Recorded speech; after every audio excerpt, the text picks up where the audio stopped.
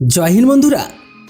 বিশ্বের জন্য বর্তমানে এটা বিশ্বাস করা সত্যি অনেক কঠিন যে ইরানের বিষয়ে শেষ পর্যন্ত আমেরিকা এবং ইসরায়েলের কাছে থেকে এত বড় ভুল কিভাবে হয়ে গেল। আর আমেরিকা তো বাদই দিন, ইসরায়েলের গোয়েন্দা সংস্থা মোসাদও এক বিশাল বড় ভুল করে বসেছে। মোসাদ তথ্য সংগ্রহে ব্যর্থ হয়েছে, যার ফলাফল হয়েছে অত্যন্ত ভয়াবহ। এখানে আপনাদের জানিয়ে রাখি, এই পুরো যুদ্ধ শুরুর ঠিক আগে ইসরায়েল আর ইরানের ওপর ইতিহাসের সবচেয়ে বড় সাইবার অ্যাটাক করেছিল। আর এই সাইবার অ্যাটাকের নাম ছিল অপারেশন রোর অফ দ্য লায়ন। কিন্তু ইরানের ওপর ইসরায়েলের এই বিশাল সাইবার অ্যাটাকও ব্যর্থ হয়েছে, কারণ ইরান তাদের পুরনো অফ গ্রিড ব্যাকআপ সিস্টেম ব্যবহার করে পাল্টা জবাব দিয়েছে। অর্থাৎ ইসরায়েল সাইবার হামলা চালিয়ে ইরানের আন্ডারগ্রাউন্ড মিসাইল সিটি এমনকি তাদের বিদ্যুৎ সরবরাহ ব্যবস্থার কোনো ক্ষতি তো করতে পারেনি।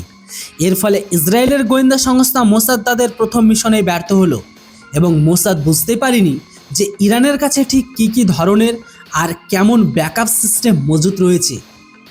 তবে এই ব্যর্থতার পর ইসরায়েলের পক্ষ থেকে আরও একটি বড় ভুল হয়েছে, যে ইসরায়েল টেরি পায়নি যে যুদ্ধের আগে বিমানগুলোতে করে কোন কোন অস্ত্র ইরানে পৌঁছেছে।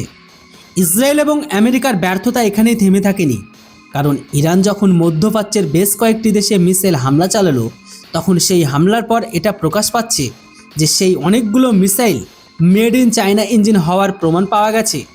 দাবি তো এটাও করা হচ্ছে যে চীন ইরানকে প্রায় 5,000-এরও বেশি ব্যালিস্টিক মিসাইল ব্যবহার করা যায় এমন বিপুল পরিমাণ ইঞ্জিনের জ্বালানি সরবরাহ করেছে। চীন ইরানকে প্রচুর পরিমাণে অ্যামোনিয়াম পারক্লোরাইড আর সোডিয়াম পারক্লোরাইড সরবরাহ করেছে। কিন্তু যুদ্ধের আগে ইসরায়েল ও আমেরিকা উভয় দেশ ইরানের প্রস্তুতি বুঝতে তো মারাত্মক ভুলই করে ফেলেছে। ওইদিকে আবার আমেরিকার প্রেসিডেন্ট ট্রাম্প কেবল বড় বড় বক্তব্য দিতে ব্যস্ত ছিলেন। এই দুই দেশের কেউই ইরানের সাস্টেনেড অ্যাটাক বা দীর্ঘমেয়াদী হামলা করার সক্ষমতাকে সঠিকভাবে চিনতেই পারেনি। অর্থাৎ ইসরায়েল এবং আমেরিকা উভয়ের ক্ষেত্রেই এটি একটি বিশাল গোয়েন্দা ব্যর্থতা।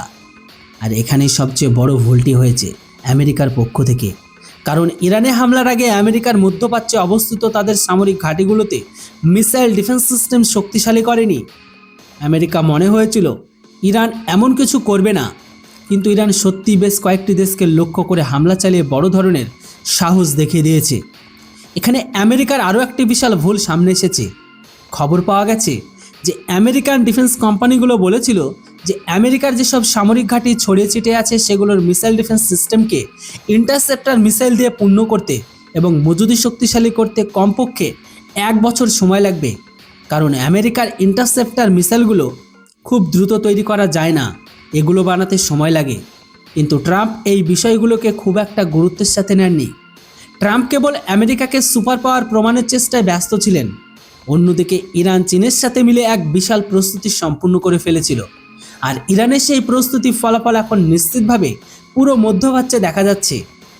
যদিও ইরানের ভেতরে যথেষ্ট ক্ষয়ক্ষতি তো হয়েছে, কিন্তু ইরানের সব ইন্টারনেট সেবা বন্ধ থাকায় সেখানে থেকে ধ্বংসযজ্ঞের ভিডিও বাইরে আসছে না। তবে এটা বলতেই হবে যে ইরান হয়তো যুদ্ধে খুব বেশি দিন টিকবে না, কিন্তু তবুও ইসরায়েল আর আমেরিকা উভয় দেশে ইরানের প্রতিক্রিয়ার আন্দাজ করতে পুরোপুরি ব্যর্থ হয়েছে। তো বন্ধুরা, এবার আপনারাই বলুন, এটা আমেরিকা ইসরায়েলের বড় ভুল না ছোট্ট ভুল? এর উপর অবশ্যই আপনাদের মূল্যবান মতামত কমেন্ট সেকশনে লিখে জানান। ভিডিও আর ইনফরমেশন ভালো লাগলে চ্যানেলটিকে কেউ সাবস্ক্রাইব করতে ভুলবেন না। Thanks for watching. Jai Hind, Vande Mataram.